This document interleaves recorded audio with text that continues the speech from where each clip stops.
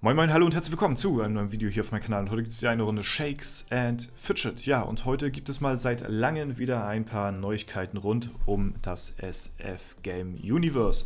Und zwar fangen wir mal an mit wahrscheinlich der News, die vielleicht manche schon erwartet haben, manche vielleicht noch nicht. Und zwar findet ein neuer Server, ja, Anklang statt hier in Shakes and Fidget. Und zwar in 3 Tagen, besser gesagt. Ja, also zu dem Zeitpunkt, wo ich das Video aufnehme, ist jetzt schon wahrscheinlich ein Tag alt. Also diesen Freitag kommt der neue Server raus.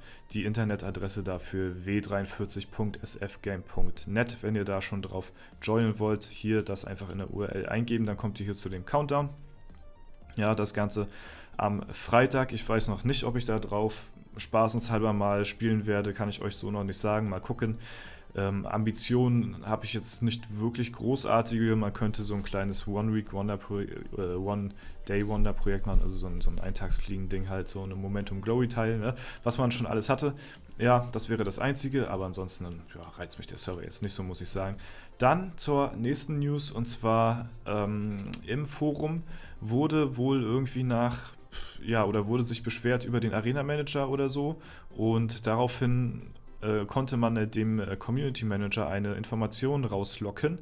Und zwar schrieb er hier: viertes und letztes Rebalancing kommt mit Version 4.100. Habe ich gerade getestet und für gut empfunden. Ja, also der Arena Manager wurde ja schon die letzten Male ein paar Mal überarbeitet, und ja, da es dann immer wieder in manchen Sequenzen zu Stockungen kommt, ja, also dass es da dann sehr langsam vorangeht in manchen ja, Abteilen, also so weiter man fortgeschritten ist, dann gibt es da so bestimmte Punkte, wo es dann halt nicht so schnell vorangeht wie davor und so, und deswegen wurde das immer überarbeitet, und ja, jetzt soll nochmal ein letztes Mal zum Balancing kommen. Und dann soll wohl danach denn alles hinhauen anscheinend. Ja, mal gucken, wie es wird. Ich bin gespannt, was das sein wird. Und die letzte Information ist, und zwar, ja, der YouTuber-Dungeon soll tatsächlich auch erweitert werden oder ja, überarbeitet werden, oder es sollen neue Gegner da hinzukommen.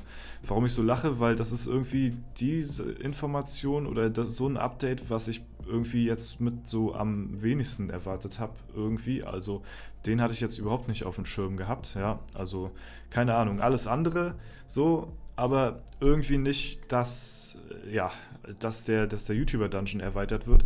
Ich hatte mir ja schon mal des Öfteren mal so Gedanken gemacht, wie es hier aussieht mit der internationalen Ehrenhalle, dass man hier zumindest mal, ne, hier rechts an der Seite, seitdem die draußen ist hier diese komplette Hälfte einfach komplett useless, so, also die ist einfach unfertig, die ganze Rangliste ist an sich unfertig, und man kann nicht auf die einzelnen Leute draufklicken hier, um die Werte zu sehen, ja, und das ist eine Sache, die ich mir vorgestellt hatte, die kommen könnte.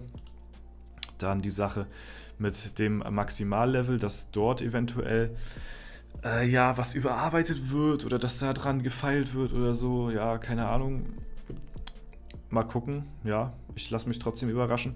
Aber dass der YouTuber-Dungeon noch erweitert werden soll, diese Information hätte ich jetzt tatsächlich nicht erwartet. Aber mal gucken, ob das eines Tages, oder wann das Ganze stattfinden wird. Kann ja auch sein, dass es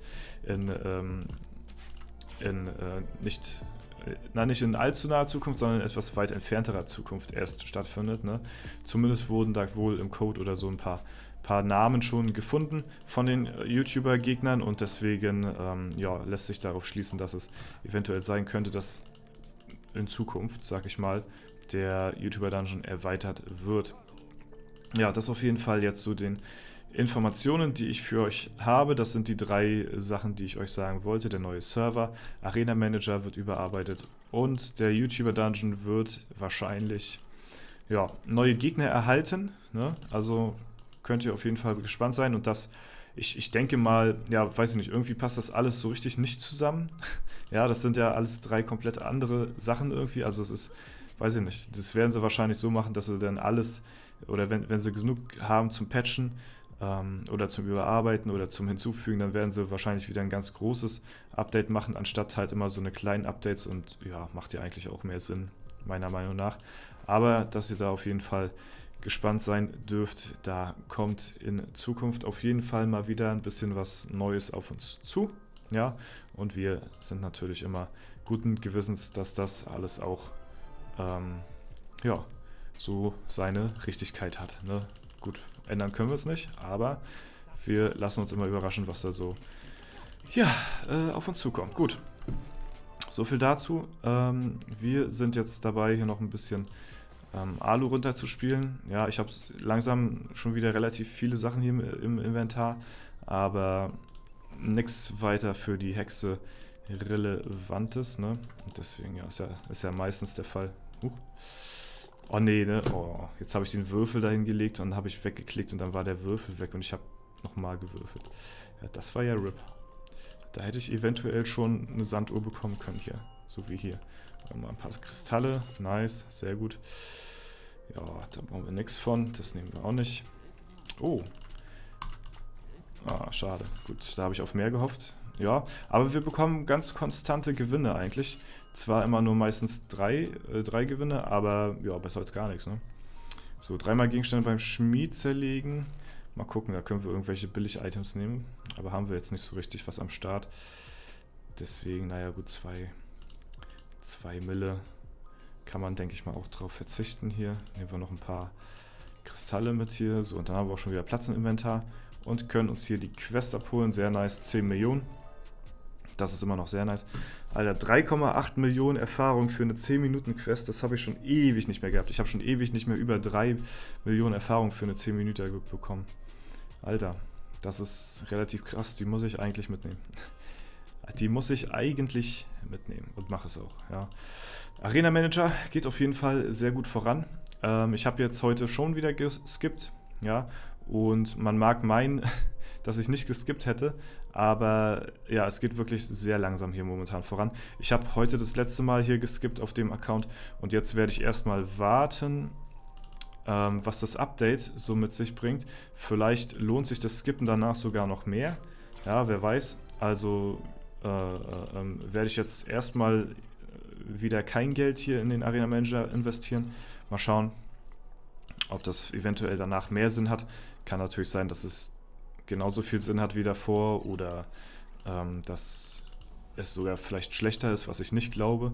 Ja, also wenn, dann glaube ich halt, dass es dann besser wird dadurch. Ja, und falls es nicht der Fall ist, dann ist es auch nicht so schlimm, weil mit dem Arena Manager, da jagt uns jetzt ja keiner, sag ich mal so, ne? Aber ich denke mal, es kann nur besser werden. Zumindest hoffe ich es. So, wir befinden uns mittlerweile hier auf dem Battle Mage, ja. Hier habe ich immer noch relativ viel zu wechseln, was mein Farm-Equipment angeht. Achso, und ja, das wurde mir auch in den Kommentaren geschrieben. Ich hatte ja war es in der letzten Folge? Ich weiß gar nicht mehr. Da hatte ich ja mein Farm-Equipment ja, gewechselt gehabt, sodass ich weniger wechseln muss. So, und ja, da wurde mir halt vorgeschlagen, dass man das auch eventuell machen könnte, dass ich die Slots, die ich jetzt nicht mehr brauche fürs Farm-Equipment, die ich über habe quasi, in, was weiß ich, Qualität von Item oder von Gegenständen ja, dafür reinnehme oder Chance auf Epics oder Fundchance erhöhen auf epische Gegenstände. Das könnte man eventuell auch machen.